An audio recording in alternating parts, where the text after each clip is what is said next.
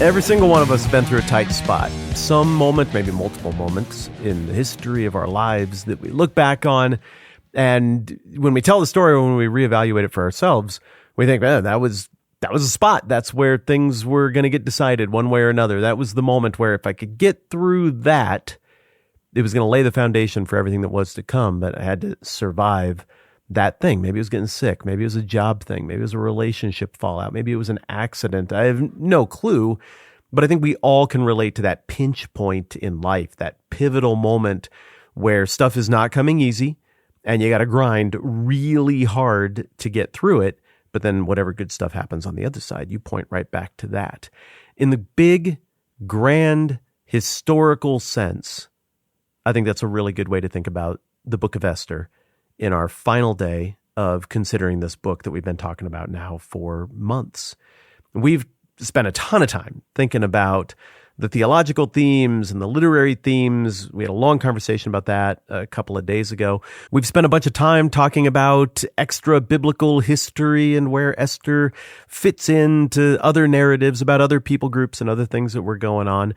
We've even spent time considering some of the stuff that other people have done as they've riffed and memed on Esther with fan fiction and legends through the years. But in this last conversation we have about this book together, I want to think about the significance of Esther to the whole big, grand narrative picture. Here's what I mean.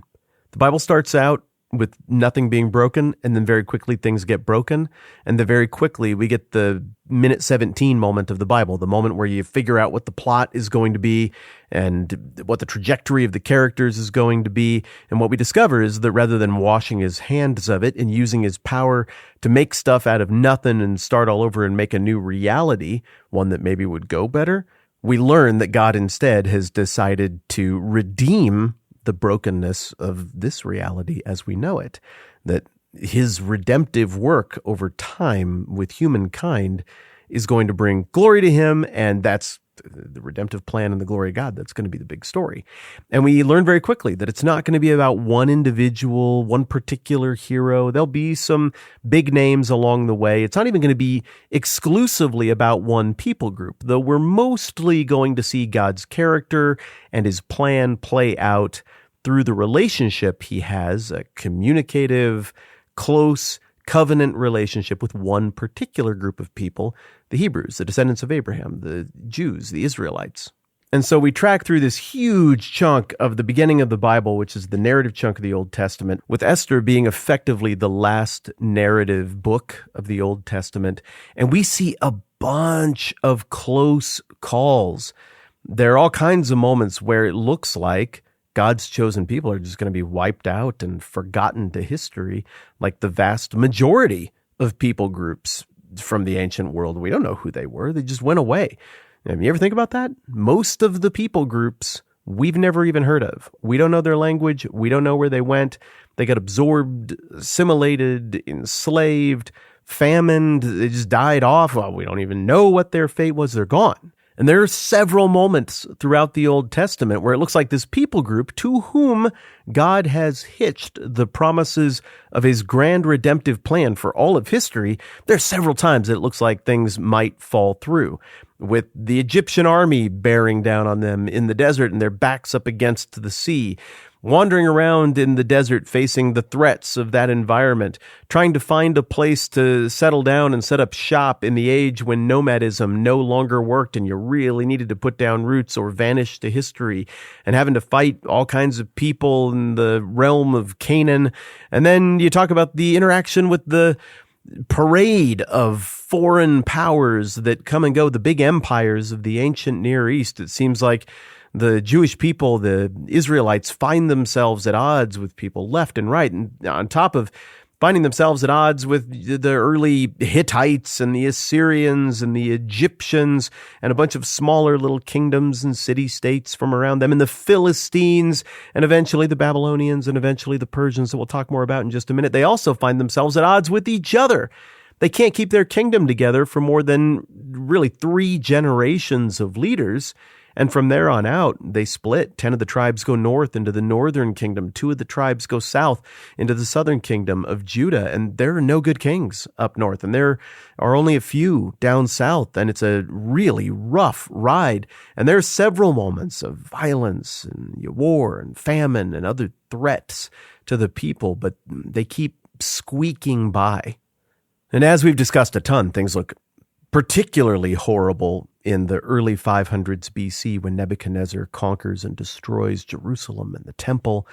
But then there's a ray of light when Cyrus the Great conquers the Babylonians, and the Persians seem a little bit more disposed to be charitable to the Jewish people. But even that is short-lived, and still within the reign of Cyrus there is opposition, and then within the reign of Darius there is opposition, but nothing like what we see during the reign of Xerxes in the story we've just been looking at. We've seen a bunch of threats. Maybe the biggest up till this point was that moment of conflict with their backs against the sea during the Exodus. But you got to go back at least that far to find a threat this complete, this existential, this imminent. I mean, this one is straight up scheduled on a calendar as what you get in the pages of Esther. Haman won the day. He got the upper hand. He outmaneuvered his enemies, and he got a hold of the king's ring and the king's permission to make it not just a matter of insurrection or opportunism to kill the Jews, but to make it a matter of law. The Jews couldn't win unless they could, I guess, defeat all of Persia, and that wasn't going to happen. What is at stake then in the middle of the book of Esther is, first of all, the survival of an entire people group, because all of the Jews are dang near all of the Jews, with maybe just a few exceptions somewhere in the far reaches of Greece, or maybe down into what we would call modern-day Ethiopia. With just a few exceptions, all the centers of population of Jewish people were within the boundaries of the Persian Empire during the reign of Xerxes. This edict goes out and it gets followed through on. Judaism is done, the Jews are done, and they become a forgotten people group who are just one of the many carvings of people in elaborate costumes on the wall of some Persian relief that we don't understand and scratch our heads at when we see it in the British Museum. It was that close for this people group. But beyond that, the redemptive plan, remember, is tethered to this people group. If they fail here, if for such a time as this, if deliverance does not come from another place, the redemptive plan is off the rails.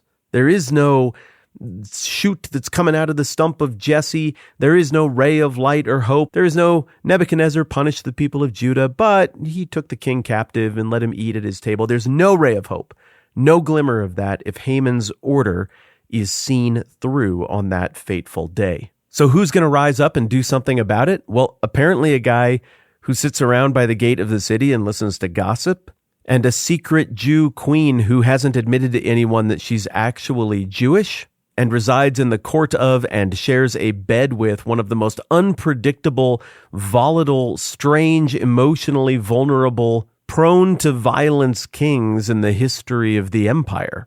And yet, by the providence of God, they get it done. As the text presents it, it's not just the fate of one people group that is hanging in the balance here, though that's a really big deal. It is also the fate of the entire redemptive plan as the text presents it that is hanging in the balance here. And in this moment that corresponds to that moment in your life or my life that seems like the most vulnerable, the most fragile, the most in danger, in jeopardy moment of our lives, that if we could just get through that, there might be great things on the other side. In this moment that corresponds to that experience that you and I have probably all had, God shows up and deliverance comes without him ever even being mentioned. That is how the story is to be understood, and that is how the story has been understood for 2,500 years. It is meant to serve to the reader as a beautiful reminder of God's providence over all of history. It's meant to serve as a reminder to the reader who might feel like their moment in time is totally out of control, totally off the rails. Insane people are running everything. Culture is out of control. Everything has gone crazy and upside down and violent and insane.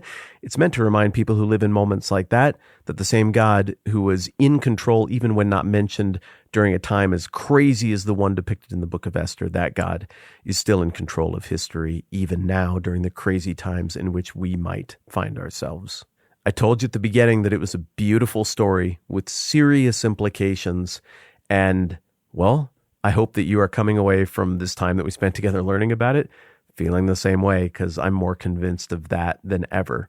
Also, I'm not done with this thread, and I want to keep pulling on it, and I want to see what the come through the fire and come out the other side moment looks like, and that's why we're moving on to Nehemiah next, because effectively it really is the sequel to this story, and we're going to find out what God's chosen people are held out as having done with the opportunity that was bought for them by the shrewdness of Mordecai, the cleverness and the social cunning and courage of Esther, and the providence of God. And so we'll check that out, starting with the next series, Season 4 of the 10-Minute Bible Hour podcast, which is on Nehemiah, and that is coming up next. I would be honored if you would show up for that and do Nehemiah with me. I can't wait to learn about it. I don't write it all in advance. I don't know where everything is going.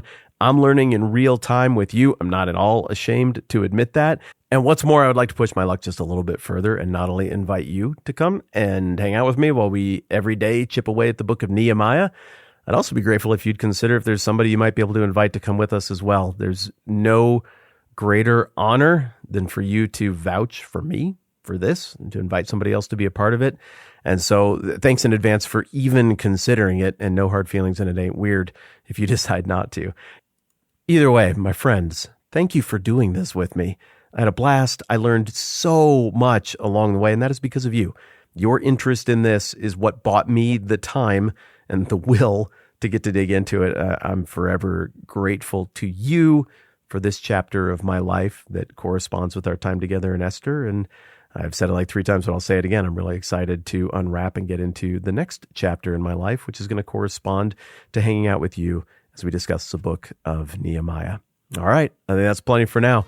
I'm Matt. This is the 10-Minute Bible Hour podcast. Let's do this again soon.